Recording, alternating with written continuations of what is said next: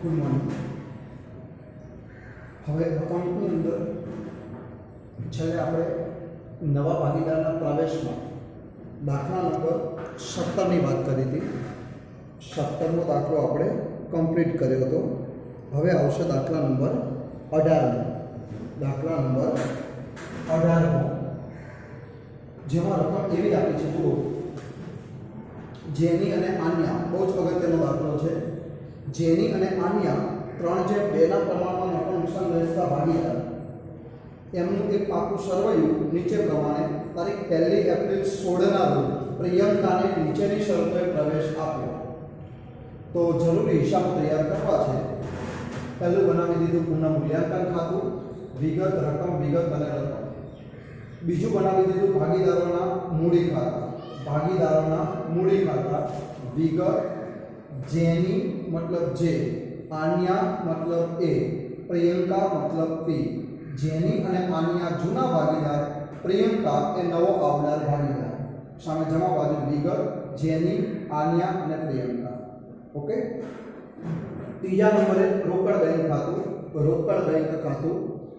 અને ચોથા નંબરે તારીખ 1/4/16 ના રોજનું પ્રવેશ બાદનું પાકું સરવૈયું. પ્રવેશ બાદનું પાકું સરવૈયું. ઓકે. આ 4 ખાતાઓ આપણે બનાવી, 3 ખાતા અને એક પત્ર. હવે દાખલો ગણવા માટેના આપણા અલગ અલગ 4 સ્ટેપ પ્રમાણે આપણે દાખલો જોતા જઈએ. 4 સ્ટેપ પ્રમાણે આપણે દાખલાઓ જોતા જઈશું. તો નંબર 1,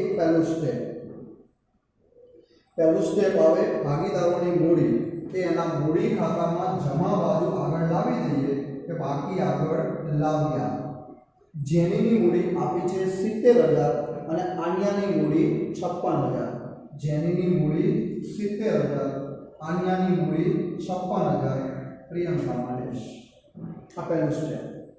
પછી બીજું સ્ટેપ રોકડ શિલ્લક કે બેંક શિલ્લક. એ રોકડ બેંક ખાતામાં ઉધાર બાજુ આગળ લાવી દો. આ બીજું સ્ટેપ. તો બાકી આગળ લાવ્યા. જોઈ લો રોકડ શિલ્લક કે બેંક શિલ્લક બેમાંથી જે હોય 39,200. 39,200. ઓકે. પછી ત્રીજું સ્ટેપ ભેગો થયેલો નફો, ભેગી થયેલી ખોટ અને જૂની પાઘડી બધું વહેંચી દઈએ. તો ભેગો થયેલો નફો હોય તો જમા બાજુ વહેંચાય, ભેગી થયેલી ખોટ અને જૂની પાઘડી અહીંયા ઉધાર બાજુ વહેંચાય.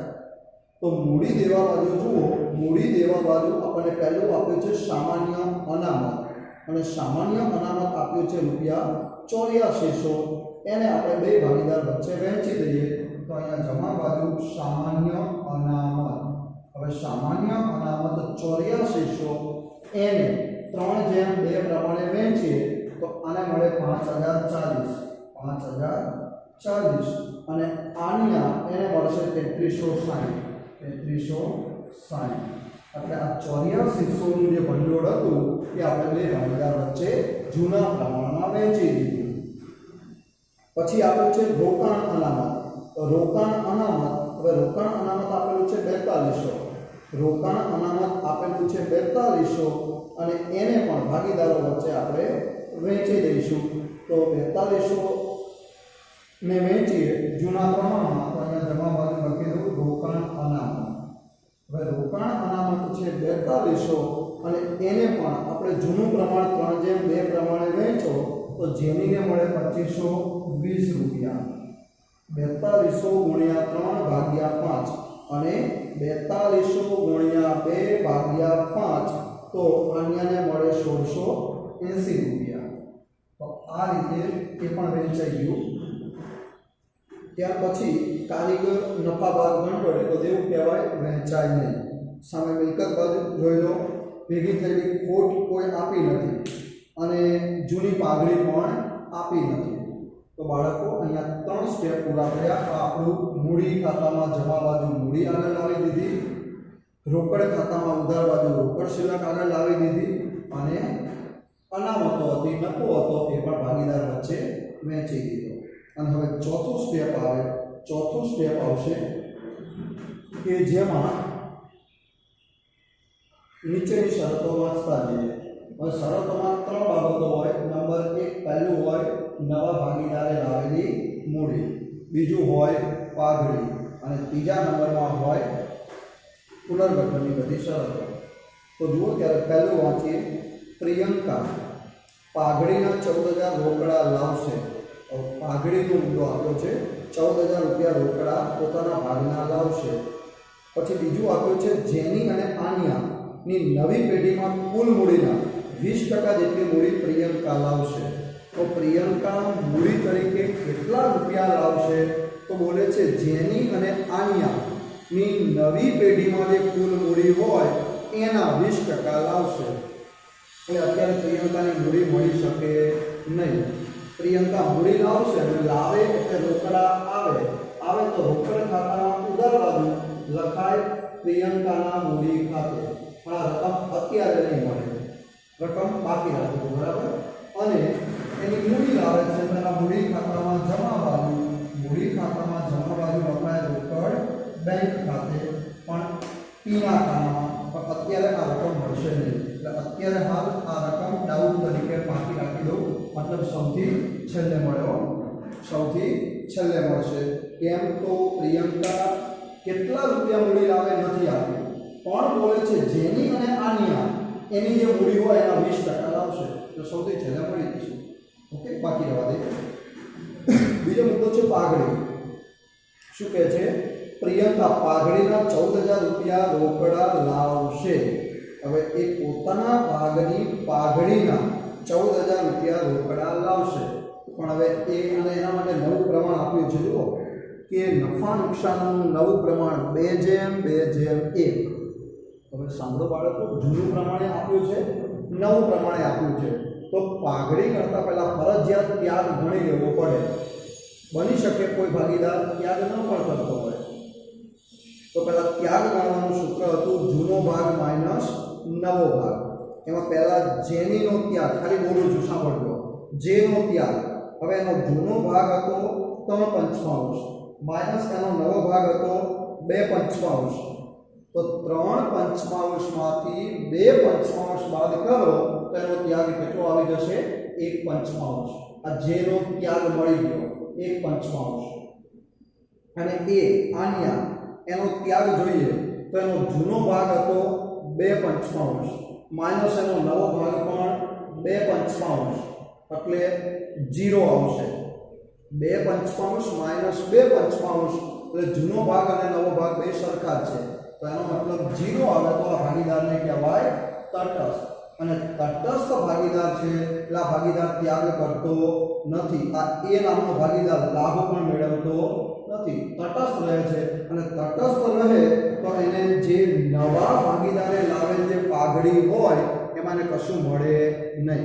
તો નવો ભાગીદાર 14,000 રૂપિયા, એટલે પ્રિયંકા પાઘડીના 14,000 રૂપિયા રોકડા લાવે છે. એ 14,000 રૂપિયા એ કોને મળશે? જેને. કારણ કે એ નામનો ભાગીદાર તો તટસ્થ છે. જો એ ત્યાગ કરતો હોય તો એને મળે, પણ એક જ ભાગીદાર ત્યાગ કરે છે, કયો? જે. તો એને જ મળશે. તો પાઘડીના રોકડા લાવે તો બે આમનોંધ બોલાય. પહેલી આમનોંધ રોકડ બેંક ખાતે ઉધાર, પાઘડીના પ્રીમિયમ ખાતે જમા. તો રોકડ બેંક ખાતામાં લખી દઈએ પાઘડીના પ્રીમિયમ ખાતે કેટલા રૂપિયા લાવે છે? 14,000. અને બીજી આમનોંધ થાય પાઘડીના પ્રીમિયમ ખાતે ઉધાર, તે ત્યાગ કરનારા ભાગીદારના મૂડી ખાતે જમા. તો ત્યાગ એક જ કરે છે, જે. તો એના મૂડી ખાતે જમા. તો અહીંયા લખી દઉં પાઘડીના પ્રીમિયમ ખાતે. પણ 14,000 રૂપિયા કોને મળે? જેને. કેમ? તો આન્યા ત્યાગ કરતા નથી. એ ત્યાગ નથી કરતા એટલે બધા 14,000 રૂપિયા જેને મળશે. આ પાઘડીનો મુદ્દો પૂરો થયો. અને પાઘડીનો મુદ્દો પૂરો થાય એટલે હવે બધું પુનર્ગઠનની શરત હોય. વાંચતા જઈએ. જુઓ ત્યારે કાલકાદ અનામતની હવે જરૂર નથી. સાંભળજો, કાલકાદ અનામતની જરૂર નથી એનો મતલબ જે કાલકાદ અનામત છે એને હવે માંડી વાળો. મતલબ જોગવાઈ કરો તો ઉધાર બાજુ લખાય, પણ કરેલી જોગવાઈને ઘટાડો અથવા તો જોગવાઈને માંડી વાળો તો જમા બાજુ લખાય. તો અહીંયા જમા બાજુ લખી દઉં કાલકદ અનામત માંડી વાળીનો મતલબ જરૂર નથી। જુઓ કાલકદ અનામત છે કેટલી 2800 તો 2800 ને માંડી વાળીએ મતલબ હવે આ 2800 ની જરૂર નથી। પછી કહે છે યંત્રની કિંમતમાં 10% ઘટાડો કરો। જુઓ યંત્ર આપ્યું છે 17500 અને એના 10% ઘટાડો એટલે ઉધાર બાજુ યંત્ર ખાતે 1750 આ 10% કિંમત ઘટાડી દીધી।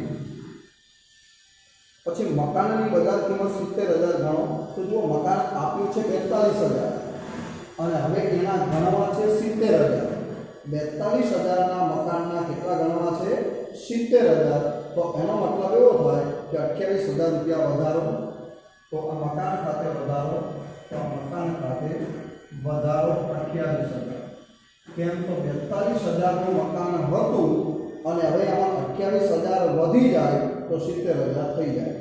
ઓકે પછી રોકાણોની બજાર કિંમત 68950 છે તો જુઓ રોકાણો કેટલા હતા 63000 કેટલા હતા 63000 અને હવે એના કેટલા થયા તો 68950 તો રોકાણમાં શું થયું 5950 રૂપિયા કિંમત વધી। 63000 ના રોકાણ હતા અને હવે એના 68950 રૂપિયા થાય તો એની કિંમતમાં શું થયું 5950 રૂપિયાનો વધારો થયો। પછી કહે છે જેની અને આન્યા નવી પેઢીમાં તેમની બંનેની કુલ મૂડી તેમના સંબંધિત નફા નુકસાનના પ્રમાણમાં રાખશે અને આ જરૂરી હવાલા રોકડ બેંક ખાતા મારફતે નાખશે।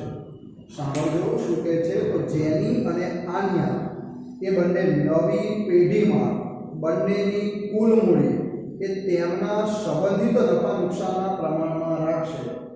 સાંભળજો શું કહે છે જેની અને આન્યા નવી પેઢીમાં તેમની બંનેની કુલ મૂડી તેમના સંબંધિત નફા નુકસાનના પ્રમાણમાં રાખશે અને એ માટે કોઈ રોકડા લાવશે કોઈ રોકડા લઈ જશે। પહેલાં તો બીજી કોઈ વિગતો નથી એટલે પહેલાં હું તમને પુનઃ મૂલ્યાંકન ખાતું બંધ કરી આપું એનો જમા બાજુનો આપણે ટોટલ કરીએ તો 26750 રૂપિયા થશે। એ જ ટોટલ મેં અહીંયા મૂકી દીધો 26750 અને એમાંથી 1750 બાદ કરી દો તો ડિફરન્ટ આવશે 35000 અને આ જે ડિફરન્ટ આવે એ ડિફરન્ટને કહેવાય નફો। જે બે ભાગીદાર વચ્ચે જૂનું પ્રમાણ 3:2 પ્રમાણે વહેંચી દઈશું જેની અને આન્યા મતલબ જે અને એ તો 35000 ગુણ્યા 3 ભાગ્યા 5 એટલે આને મળે 21000 અને 35000 ગુણ્યા 2 ભાગ્યા 5 તો આને મળે 14000 એમ કરીને 35000 રૂપિયા નફો વહેંચાઈ ગયો। હવે આ નફો લાવે તો મૂડી ખાતામાં જમા બાજુ અહીંયા લખી દેવાય પુનઃ મૂલ્યાંકન ખાતે આના ભાગે નફો આવશે 21000 અને આના ભાગે નફો આવશે 14028। હવે સાંભળો પહેલા તો અત્યારે હાલ આ બેની મૂડી શોધી આપો। અત્યારે હવે જોતા રહેજો બે મુદ્દા બહુ જ મહત્વના છે। એટલે હવે પહેલું કામ કરીએ આપણે જે અને એ ટેમ્પરરી એટલે અત્યારે મૂડી કેટલી આવે શોધી લઈએ તો આનો ટોટલ થાય 70000 પ્લસ 5040 પ્લસ 2520 પ્લસ 14000 અને પ્લસ 21000 તો અત્યારે હાલ એનો ટોટલ જોવા જઈએ તો 112560 થાય। 112560 ટેમ્પરરી ના આવે બરાબર। આ જે ભાગે આ બાજુ તો કઈ છે નહીં તો જેની મૂડી આપણને મળી કેટલી 112560। હવે એની મૂડી કેટલી એની તો 56000 પ્લસ 3360 પ્લસ 1680 અને પ્લસ 14000 એટલે એનો ટોટલ થાય 75040 75040। આ જેની મૂડી આ એની મૂડી હવે બંનેની કુલ મૂડી જે છે એના 20% એ પ્રિયંકા લાવશે તો પહેલા તો આ બેનો ટોટલ કરી લો તો 112560 પ્લસ 75040 એ બેનો ટોટલ થાય 1,87,600 1,87,600 6 4 10 1 5 6 5 2 7 7 8 1,87,200 જે અને એ બંનેની કુલ મૂડી અને જો બીજા નંબરની શરત આ કુલ મૂડીના 20% એ પ્રિયંકા લાવશે આના 20% તો 1,87,200 એના 20% લેખે આના 20% તો એના 20% પ્રમાણે 37,520 રૂપિયા થાય 37,520 રૂપિયા આ પ્રિયંકા મૂડી લાવશે તો પ્રિયંકાએ મૂડી કેટલા રૂપિયા લાવવી તો હવે કહી શકાય 37,520 રૂપિયા રોકડા આવે આ રકમ બાકી હતી મળી જુઓ પ્રિયંકાના મૂડી ખાતે કેટલા લાવશે 37,520 અને મૂડી લાવે તો એના મૂડી ખાતામાં જમા બાજુ અહીંયા લખી દો 37,520 રૂપિયા મૂડી લાવશે ઓકે એટલે પ્રિયંકાની મૂડી આપણને મળી ગઈ અને હવે છેલ્લો મુદ્દો હતો જેની મૂડી આ એની મૂડી હતી પણ હવે આપણને કહે છે કે આ બંનેની કુલ મૂડી એટલે આ બંનેની કુલ મૂડી એટલે આપણે એનો ટોટલ કરી લીધો આટલો થયો 1,87,600 એ એમના સંબંધિત નફા નુકસાનના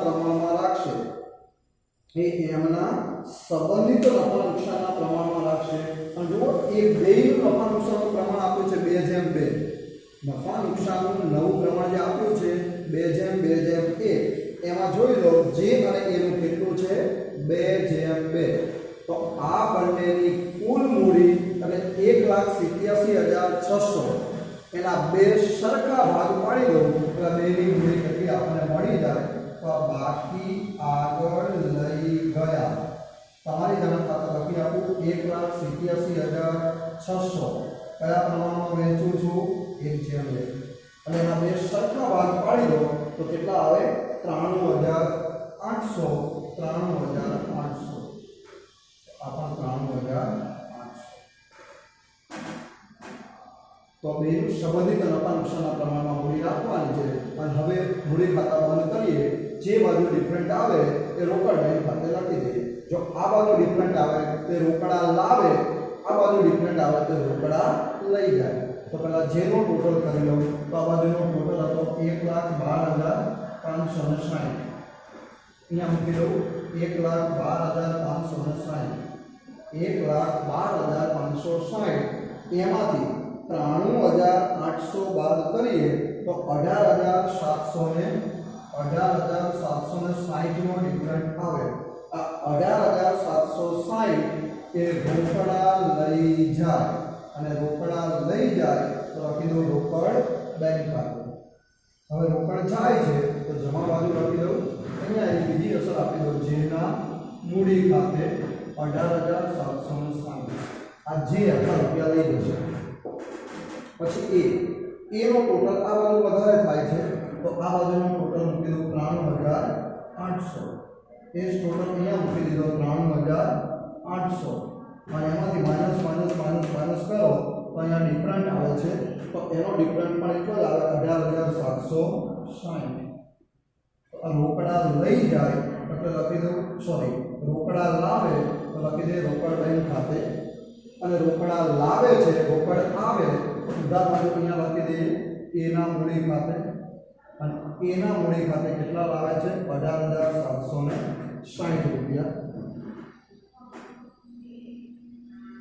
અને હવે પ્રિયંકાનું ખાતું બંધ કરી દે 37,520 એ તો રોકડા લાવે એટલે લઈએ જાય તો 37,520 અને ડિફરન્ટ પણ આવે 37,520 તો આ ત્રણેય મૂડી પણ આપણને મળી ગઈ ઓકે અને હવે આ મૂડી એ પાકા સરવાળામાં મૂકી દઈએ હવે આ કાઢી નાખું છું ગણતરી બરાબર આ ગણતરી કાઢી નાખું છું હવે તો હવે ત્રણની મૂડી મળી ગઈ હોય તો આપણે પાકા સરવાળામાં મૂડી બતાવી દઉં અહીંયા હું તો ત્રણની મૂડી લખી દઈએ બરાબર અહીંયા મૂકી દઉં મૂડી એમાં જે એ અને પી જેની મૂડી હતી 93,800 એની મૂડી હતી 93,800 અને પીની મૂડી હતી 37,520 એટલે ત્રણેયનો ટોટલ કુલ મૂડી મૂકી દે 2,25,120 સોરી 2,52,120 આ ટોટલ મૂડી મૂકી દીધી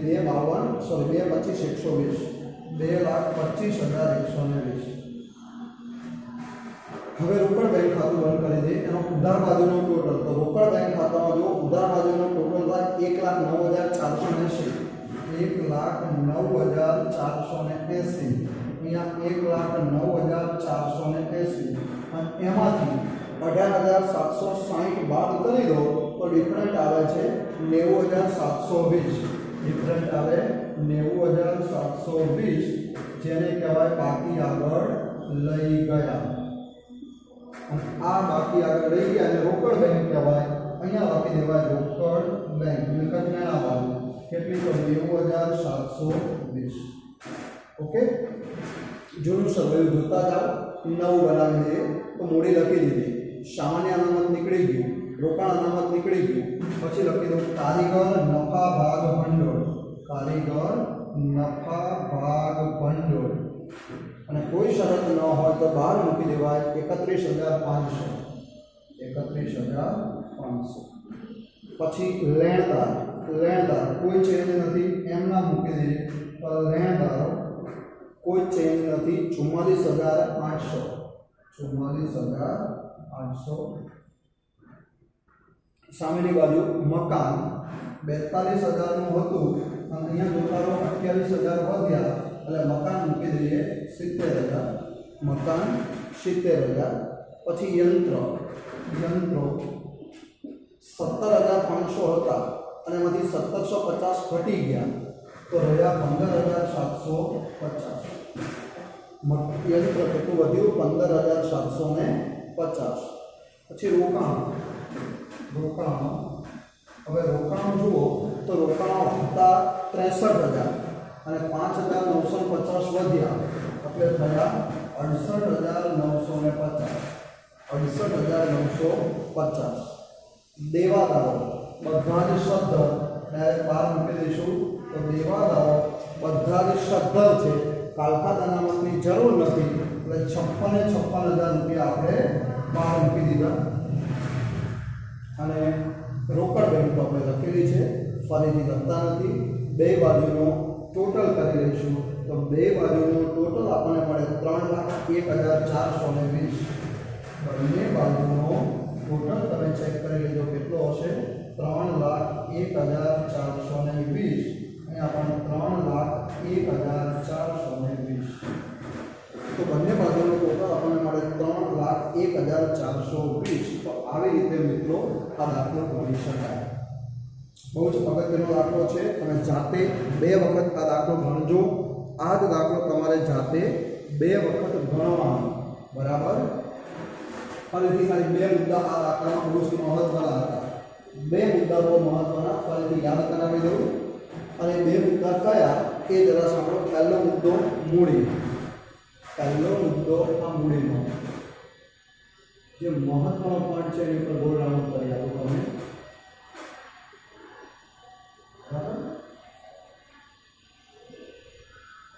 કેમ તો એવું કીધું હતું કે જેની અને આન્યા આ બંનેની જે કુલ મૂડી થાય એના 20% આ પ્રિયંકા મૂડી લાવશે. એટલે આ બંનેની જે મૂડી હતી એના 20% આ લાવવાના હતા. લાખો ગણી દીધો. આનો ટોટલ અને આનો ટોટલ કારણ કે આ બાજુ કશું નહોતું એટલે બેની મૂડી પણ એ જ આવે. એટલે આ બંનેનું જે ટોટલ થાય એ બંને એની મૂડી હતી અને એ બેનો જે ટોટલ થાય એ એની જે મૂડી હતી એના 20% આ પ્રિયંકા મૂડી પેટે લાવવાના હતા. અને બીજો મુદ્દો પાઘડીનો હતો. પણ પાઘડી માટે જૂનું પ્રમાણ અને નવું પ્રમાણ બે આપેલા અને બે પ્રમાણ આપ્યા હોય તો આપણે ત્યાગનું પ્રમાણ ફરજિયાત ગણવું પડે. અને ત્યાગનું પ્રમાણ ગણવા માટે જૂનો ભાગ માઇનસ નવો ભાગ અને ત્યાગ ગણ્યો તો એમાં આ એ નામનો ભાગીદાર તટસ્થ આવ્યો હતો. મતલબ એનો ત્યાગ 0 આવ્યો અને તટસ્થ આવે તો એને પાઘડીમાં ભાગ મળે નહીં. એટલે કે પ્રિયંકા 14,000 જે લાવ્યા એ 14,000 મેં કોને આપી દીધા? જે. અને ત્રીજો મુદ્દો એ હતો આખરની મૂડી જે અને એ આ બંનેની જે આખરની મૂડી છે એ નફા નુકસાનના નવા પ્રમાણમાં રાખવાનું અને આ બેનું નવું પ્રમાણ કેટલું હતું 2:2 એટલે કે 1:1 તો જે કુલ મૂડી હતી એ જે અને એ બંને નવા પ્રમાણમાં એટલે સરખા પ્રમાણમાં રાખશે એટલે આ કુલ મૂડીના બે સરખા ભાગ પાડી દીધા અને એના માટે તફાવતનો હવાલો એ રોકડ ગઈ ખાતા મારફતે નાખ્યો તો આ ખાતું બંધ કર્યું આ ડિફરન્ટ આવ્યો એ રોકડા લઈ જાય અને આ એનું ખાતું બંધ કરો તો આ ડિફરન્ટ આવ્યો એ રોકડા લાવે એટલે આ દાખલામાં 3 મુદ્દા મહત્વના હતા ઓકે બાળકો તો આ દાખલો એક વખત તમારે જાતે ગણવાનો અને એક વખત જોઈને ગણવાનો મતલબ આમાં જોઈને ગણવાનો અને પછી આ દાખલો એક વખત જાતે ગણવાનો તો હોમવર્કના ચોપડામાં 2 વખત આ કામ કરવાનું થાય એક ક્લાસ વર્કનો ચોપડો અને હોમવર્કનો એટલે 2 વખત થયું ને તો બે ચોપડાઓ અલગ નથી બનાવતા બનાવજો સ્કૂલમાં માગવામાં આવશે આ ચોપડાઓ કમ્પ્લીટ કરીને તમારે બધું જ કામ બતાવવું પડશે એક ક્લાસ વર્કનો ચોપડો આ ક્લાસ વર્ક કહેવાય અને આ દાખલો ફરીથી શેમાં ગણવાનો હોમવર્કના ચોપડામાં ઓકે તો આજે આટલું આપણે રહેવા દઈએ